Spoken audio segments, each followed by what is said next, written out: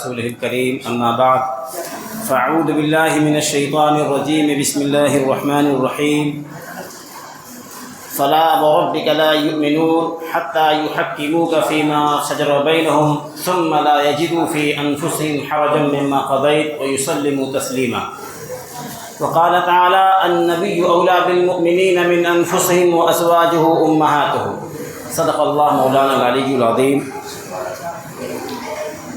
محترم حضرات، برادران اسلام، علماء کرام اور ہماری پردہ نشین مائیں اور بہنیں،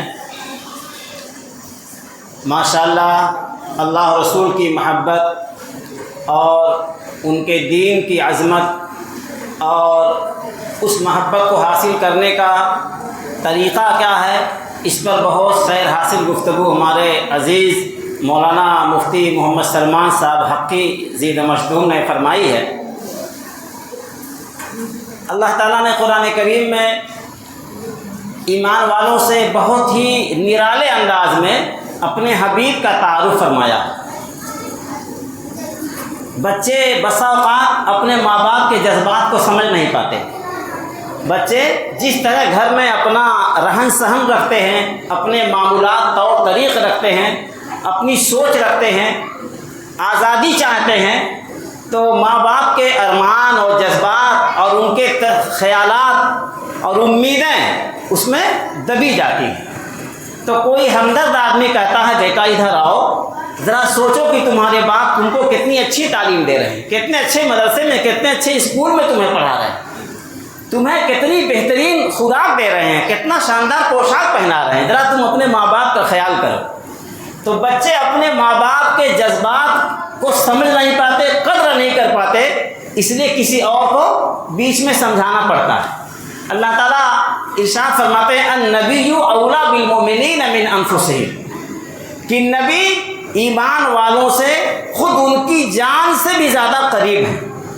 نبی کو ایمان والوں سے اتنا زیادہ لگاؤ ہے کہ ایمان والوں کو خود اپنے سے وہ لگاؤ نہیں۔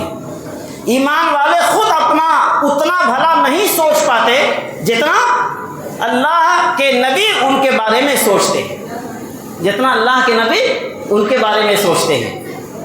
اسی لیے اب یہ مسئلہ ہمارے اور آپ کے سامنے ہے کہ اللہ تعالیٰ نے قرآن کریم میں صاف فرما دیا کہ جتنے اللہ کے بندے ہیں ان بندوں کے پاس جو بھی ہے، جان، مال، صلاحیت اور ان کے پاس جو علم ہے، جو دولت ہے، جو سرمایہ ہے، آل اولاد ہیں، یہ سب امانت ہے۔ یہ سب کیا ہے؟ امانت ہے۔ اپنی مرضی سے ان کا استعمال کرنا حرام ہے۔ اپنی دولت اپنی مرضی سے استعمال کرنا حرام ہے۔ فرض ہے کہ اللہ کی شریعت، اللہ کے احکام اور اللہ تعالیٰ کے بتائے ہوئے طریقے پر ہی اپنی دولت استعمال کی جائے۔ ہو سکتا ہے کہ ایک بندہ اپنی مرضی سے دولت استعمال کر کے اپنی دولت کو برباد کر دے، اپنے کو قلاش بنا دے، اپنی اولادوں کو کٹورا پکڑا دے۔ تو دیکھنے میں بظاہر تو مال ہمارا ہے، ہمارے پاس ہے، لیکن ہمیں آزاد نہیں چھوڑا گیا ہے، بلکہ پابند کیا گیا ہے کہ یہ اللہ کی امانت ہے، اسے تو اللہ کی مرضی کے مطابق ہی استعمال کر سکتے ہو، اللہ کی مرضی کے مطابق ہی استعمال کر سکتے ہو۔ تو ہمارے پاس جو کچھ ہے وہ سب امانت ہے۔ اس لیے کسی مصیبت، کسی بلا، کسی آفت، کسی حادثے، کسی رنج اور بیماری کی وجہ سے گھبرا کر کے خودکشی حرام ہے۔ ایمان والے کے لیے خودکشی حرام ہے۔ حدیث میں آیا کہ اگر کوئی آدمی زہر پی کے خودکشی کرے گا تو ہمیشہ اس کو زہر پلایا جائے گا۔ پہاڑ سے اپنے آپ کو گرا کے خودکشی کرے گا، یہی سزا اس کو دی جائے گی۔ چاقو اور چھری مار کے اپنے آپ کو اگر ہلاک کرے گا، یہی سزا اس کو دی جائے گی۔ کیوں؟ اس لیے کہ اس نے اللہ کی امانت میں خیانت کی ہے، اس نے سرکشی کی ہے۔ مال اور جان اللہ کی امانت تھی، اللہ کی امانت میں خیانت کیا ہے، خودکشی حرام ہے۔ لیکن اگر اللہ اور اس کے رسول کی طرف سے حکم آ جائے تو جان دینا فرض ہو جائے گا، جان دینا فرض ہو جائے گا۔ لہذا بھائیو، ہم کو اور آپ کو، ہر ایمان والے کو، ہر مرد و عورت کو، ہر چھوٹے بڑے کو یہ سمجھنا ہے کہ ہم آزاد نہیں ہیں۔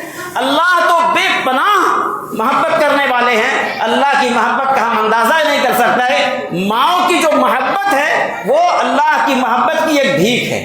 اللہ نے محبت کی بھیک دی ہے تو مائیں اپنے بچوں سے محبت کرتی ہیں۔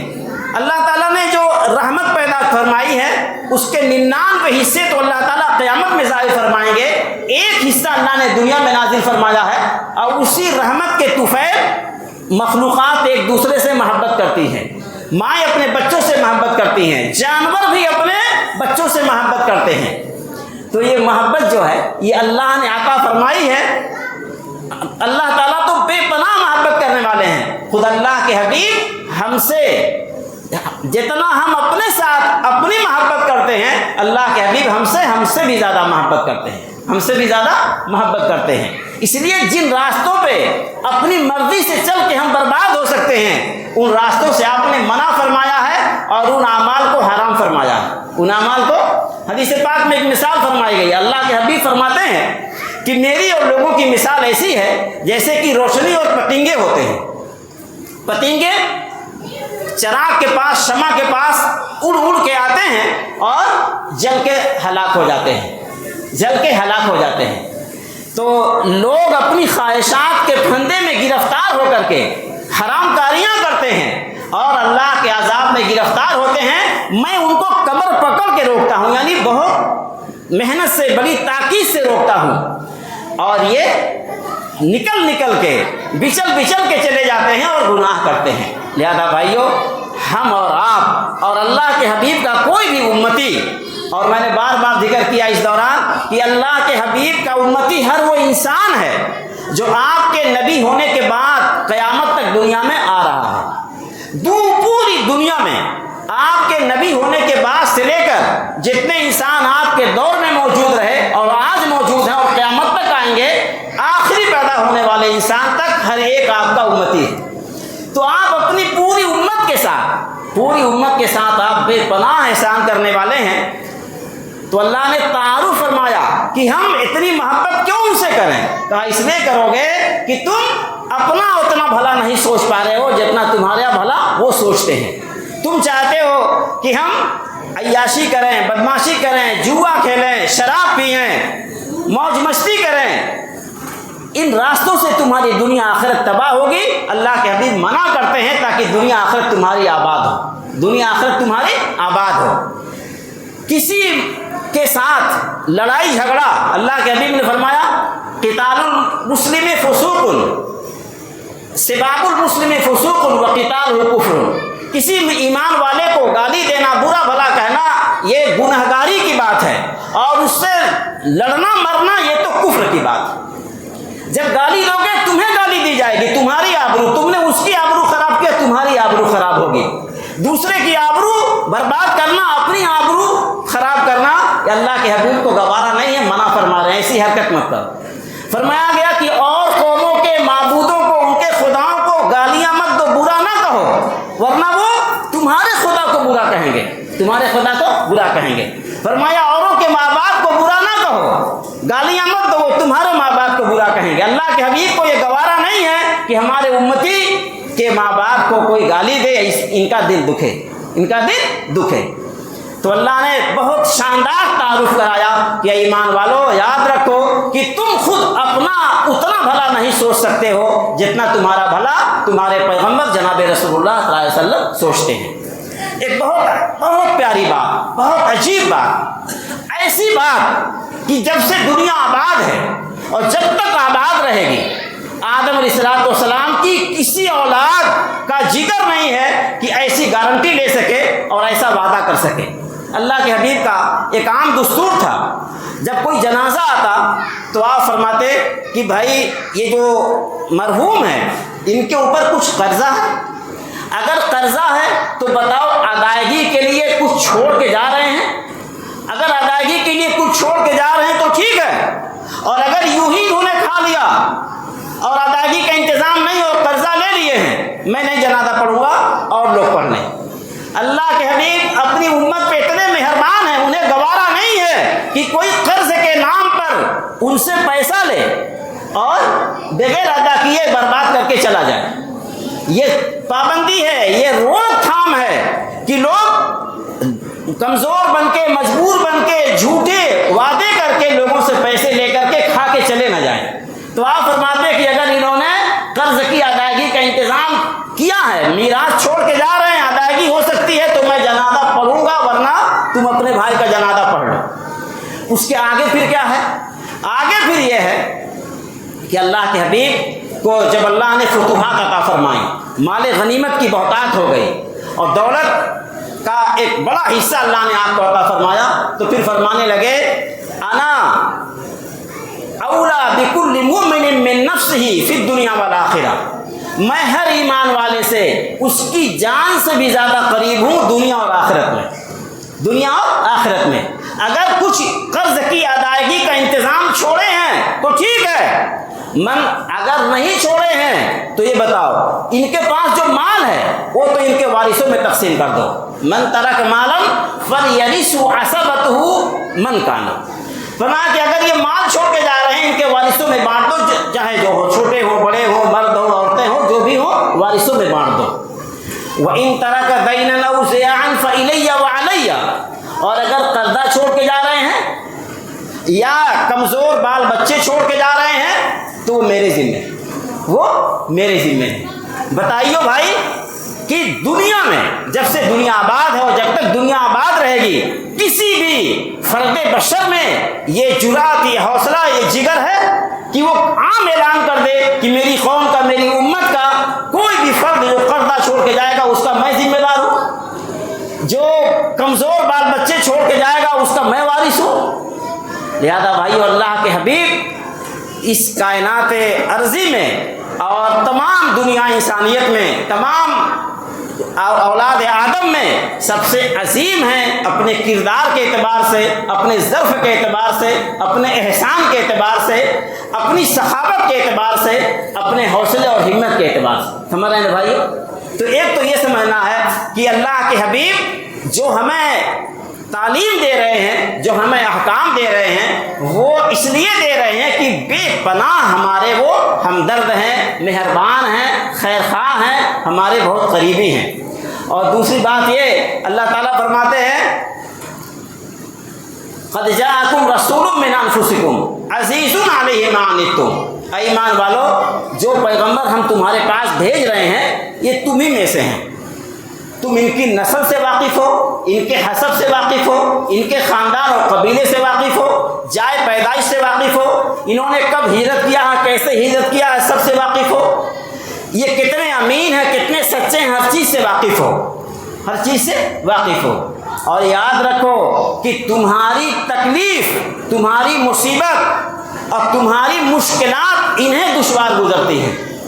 جیسے بچے کو بخار ہو جائے تو بچہ تو اتنا نہیں سمجھتا ہے، لیکن ماں بچے سے زیادہ تڑپ رہی ہے، ماں کیا ہے؟ بچے سے زیادہ تڑپ رہی ہے۔ تو فرمایا عزیز علیہ ما عنتم، کہ تمہیں جو مشکلات پیش آتی ہیں، تمہیں جو حادثات پیش آتے ہیں، تمہارے لیے جو خطرات ہیں، پیغمبر کو ان سے تکلیف ہوتی ہے۔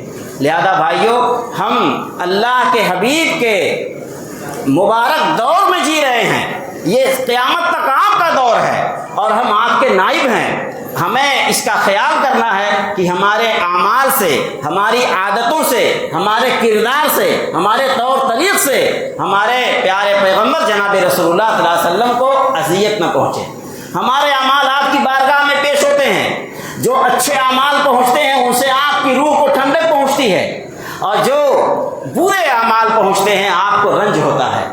تو ہم کو آپ کو ساری کائنات سے زیادہ آپ سے محبت کرنی ہے، تو اس کا خیال کرنا ہے، اس کا خیال کرنا ہے کہ ہماری ذات سے آپ کو کوئی رنج نہ پہنچے، اور ہم آپ کے پیغام کے بہترین نمائندہ، بہترین اس کے تاثر بنے۔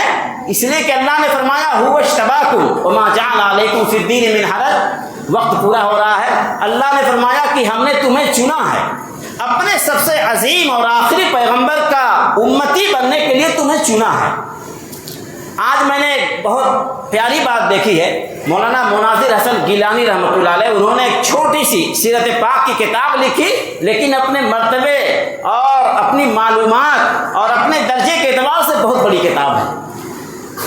تو مولانا نے فرمایا کہ دیکھو اللہ تعالیٰ نے تمہیں چنا ہے، لہذا یہ امت اللہ کی طرف سے ایک ڈیوٹی پر ہے، ان کی ڈیوٹی ہے کہ خود نیک بنیں اور دنیا جہان کو نیکی کی دعوت دیں، دنیا جہان کو نیکی کی دعوت دیں۔